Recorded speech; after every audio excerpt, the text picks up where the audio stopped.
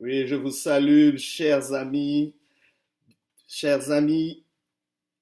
auditeurs et auditrices, en ce lundi de percée. Nous croyons que le Seigneur a une pensée pour nous. Il a quelque chose de préparé pour nous, quelque chose qui va nous faire du bien. Et j'aimerais juste vous inviter ce matin à lire avec moi cette portion des Écritures dans le livre de 2 Rois, chapitre 4, versets 1 à 6. La Bible dit ceci. Une femme d'entre les femmes des fils des prophètes cria à l'Éternel en disant, ton serviteur, mon mari est mort, et tu sais que ton serviteur craignait l'Éternel. Or le créancier est venu pour prendre mes 2 enfants et en faire des esclaves. Élisée lui dit, que puis-je faire pour toi? Dis-moi, qu'as-tu à la maison? Elle répondit, ta servante n'a rien du tout à la maison qu'un vase d'huile. Et il dit, va demander au dehors des vases chez tous tes voisins, des vases vides, et n'en demande pas un petit nombre. Quand tu seras rentré, tu fermeras la porte sur toi et sur tes enfants. Tu verseras dans tous ces vases et tu mettras de côté ceux qui seront pleins. Alors elle le quitta. Elle ferma la porte sur elle et sur ses enfants. Elle lui présentait les vases. Il lui présentait les vases et elle versait. Lorsque les vases furent pleins, elle dit à son fils, présente-moi encore un vase. Mais il répondit, il n'y a plus de vase et l'huile s'arrêta. Le thème de ce lundi de percée, ce n'est rien d'autre que puis-je faire pour toi? C'est une question que le Seigneur est en train de te poser. Que puis-je faire pour toi? Dieu est pleinement disposé à faire quelque chose pour toi. La Bible dit que la main de l'Éternel n'est pas trop courte pour agir, ni son oreille trop dure pour entendre. Il te demande, à travers son serviteur, le prophète Élisée que nous voyons ici, il demande à cette femme, que puis-je faire pour toi? Dieu veut faire quelque chose pour toi. Es-tu capable de répondre à cette question? Parfois nous tergiversons, nous allons de gauche à droite, nous ne sommes pas précis, mais laissez-moi vous dire que notre Dieu est un Dieu précis, c'est un Dieu qui pourvoit, c'est un Dieu qui prend soin de ses enfants. Nous sommes ses créatures.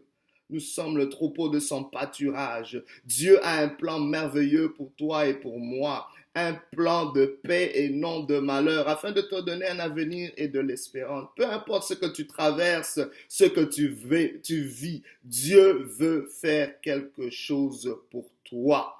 Mais regardez la démarche qu'il est en train d'entreprendre avec cette femme, cette veuve, cette femme qui était démunie, cette femme qui était vulnérable, cette femme qui était sur le point de perdre ses enfants parce que le créancier était prêt à les prendre à cause des dettes que son mari, qui était par contre un serviteur, mais qui avait des dettes.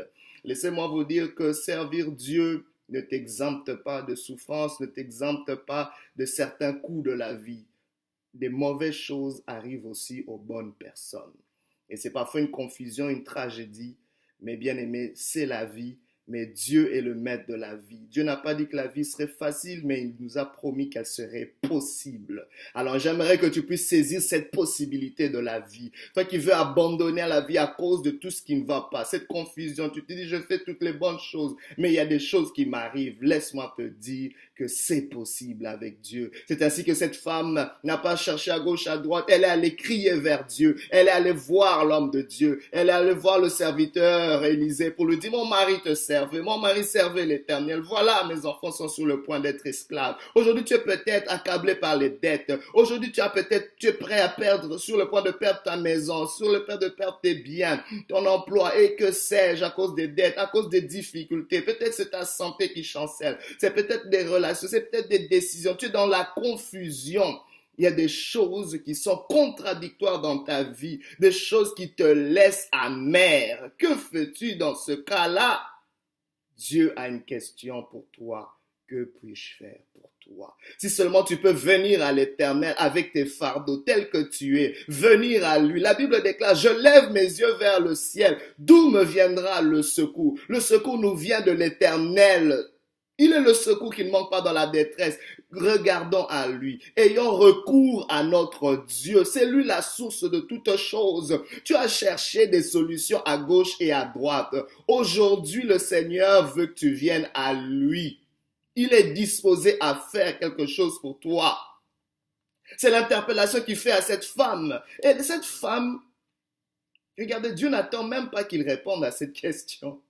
Il lui dit, que puis-je faire pour toi? Dis-moi, qu'as-tu à la maison? Dieu enchaîne deux questions. C'est-à-dire que avant que je puisse faire quelque chose pour toi, j'aimerais savoir qu'est-ce qu'il y a entre tes mains. C'est-à-dire Dieu savait exactement. Dieu ne pose pas cette question parce qu'il était ignorant de ce que la femme avait entre ses mains. C'était une veuve, elle était démunie. Seigneur, si je viens vers toi, c'est parce que je n'ai rien. Mais Dieu n'a jamais laissé personne avec rien. On a toujours quelque chose. Dieu nous laisse toujours avec quelque chose. Il n'y a personne dans ce monde qui peut se dire que je n'ai rien. Il y a toujours quelque chose. Bien aimé, n'écoutez pas ces voix ou ces circonstances qui vous disent que vous n'avez rien.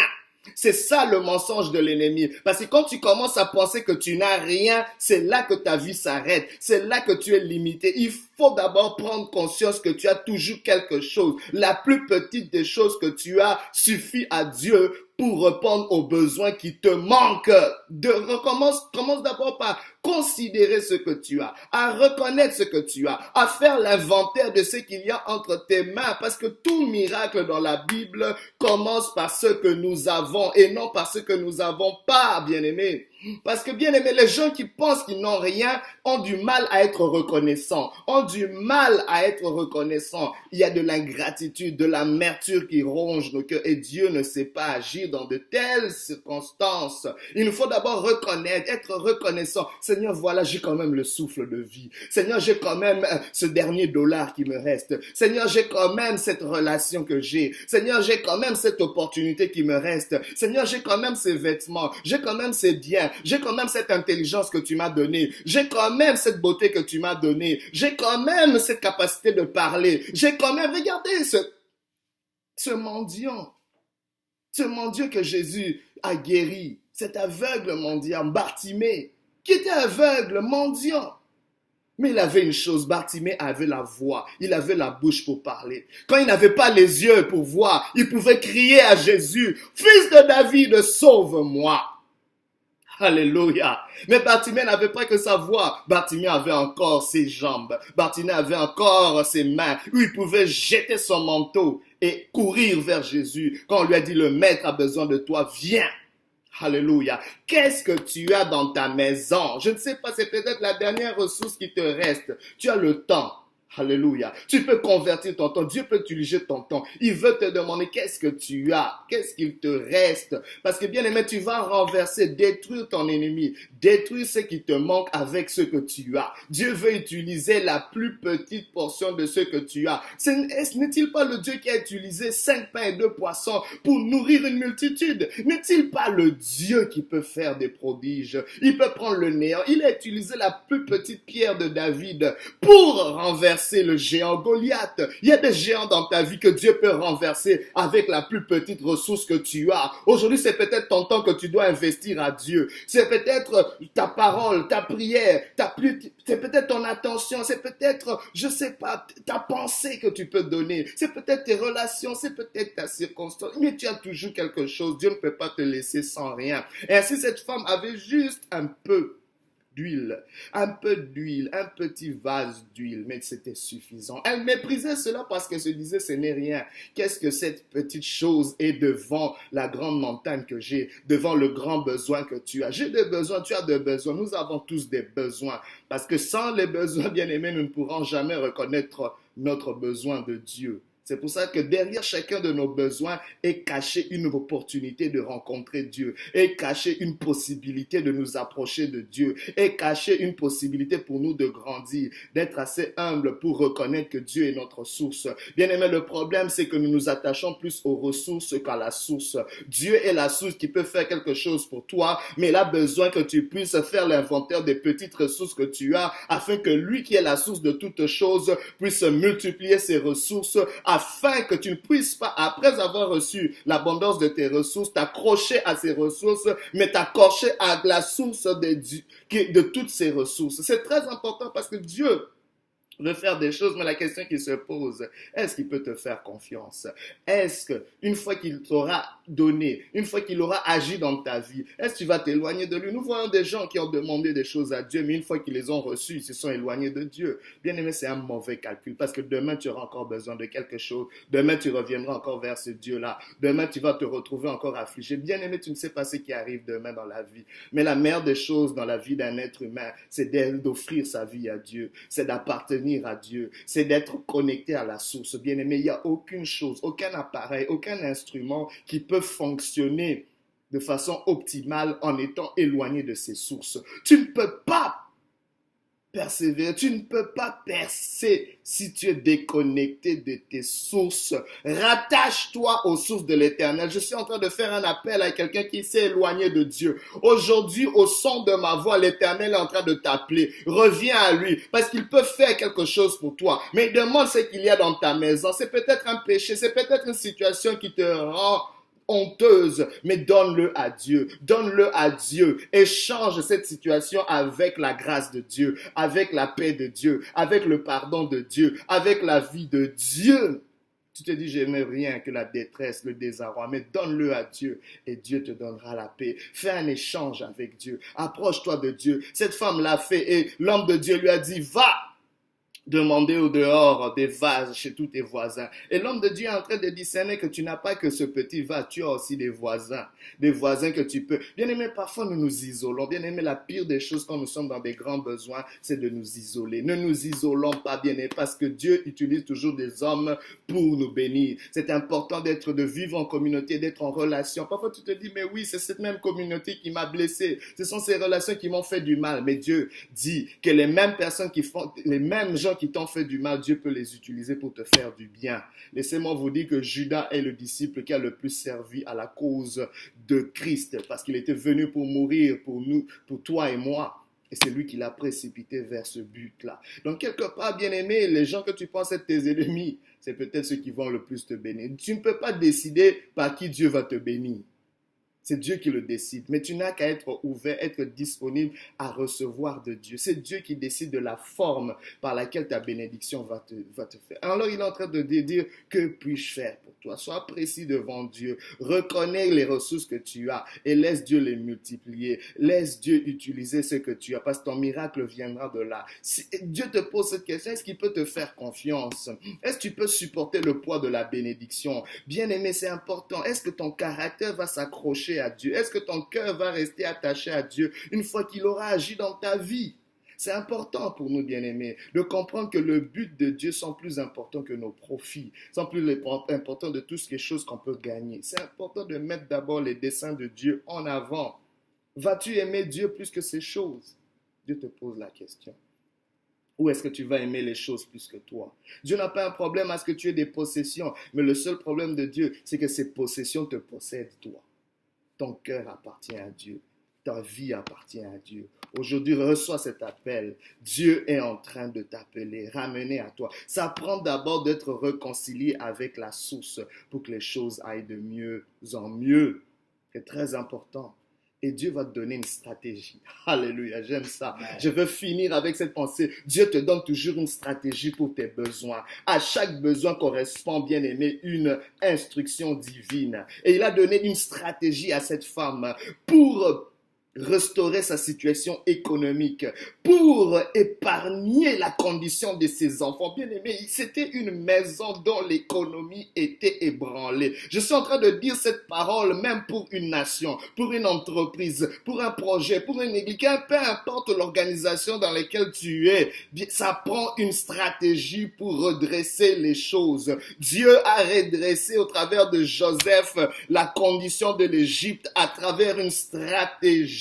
Joseph s'est levé comme un stratège. Il a dit non seulement qu'il y a des temps de famine qui viennent, mais voici ce qu'il faut faire. Mettez de côté ceci et cela, planifiez, mettez les hommes qu'il faut, gérer ceci et cela. Dieu te donne une stratégie. Aujourd'hui, Dieu est en train de te dire, Amène non seulement les ressources que tu as, mais demande à Dieu une stratégie. Seigneur, quelle est la stratégie pour mon mariage? Quelle est la stratégie pour les enfants que je dois, ça va pas avec mes enfants? Quelle est la stratégie pour ma carrière? Quelle est la stratégie que tu me donnes pour ces relations? Quelle est la stratégie que tu me donnes pour ma destinée? Quelle est la stratégie que tu me donnes pour mon avenir? Dieu, donne-moi des stratégies. Dieu amène toujours une provision là où il y a des stratégies. Là où il n'y a pas de stratégie, là où il n'y a pas de plan, Dieu ne peut pas bénir. Dieu attend une stratégie. Nous demandons à Dieu, Seigneur, bénis-moi. Mais Dieu est en train de dire, amène-moi des vases, amène-moi des vases, amène-moi des vases et je les remplirai d'huile. Amène-moi des stratégies et j'amènerai ma provision. Aujourd'hui, les gens ont peur même d'embarquer dans certaines visions parce qu'ils regardent le manque de provision.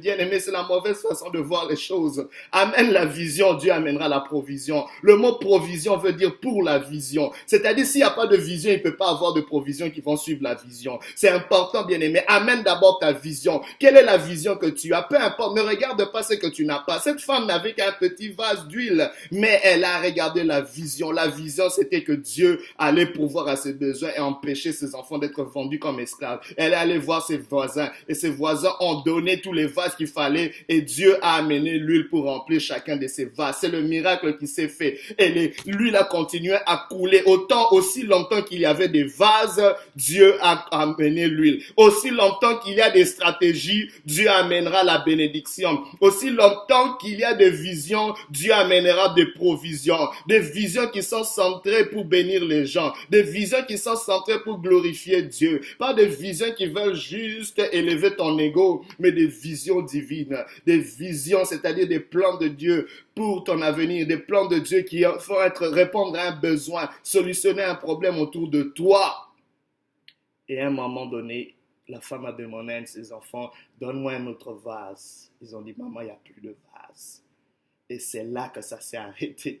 Bien aimé, la provision de Dieu cesse de couler quand il n'y a plus de vision, quand il n'y a plus de stratégie.